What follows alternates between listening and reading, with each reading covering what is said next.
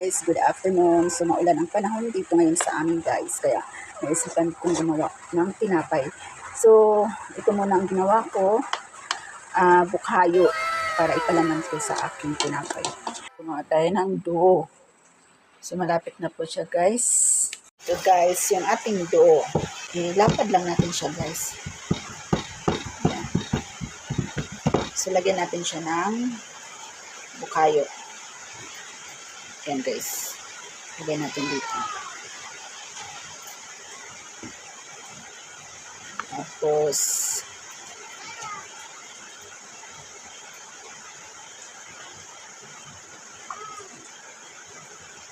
so medyo mahirap kasi marami ang nilagay kong palaman. So yan. Yan mo lang siya guys. Para ma-close siya.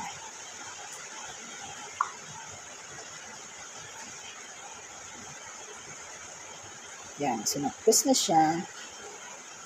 Kasi alam mo guys, pag gumawa ka kasi ng dough, siguraduhin mo na kuhan siya guys. Kasi pag hindi dikit-dikit siya sa kamay mo. Paano masabi? So yan na guys. So close na siya. Yan.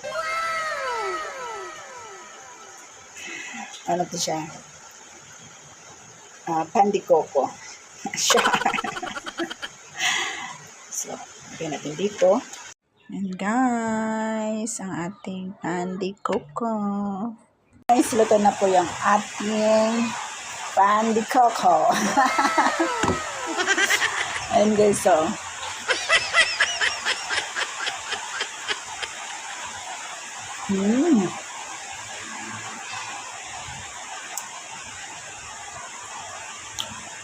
Ibang yummy guys. Para kaling bumibili ng pan de coco sa bakery.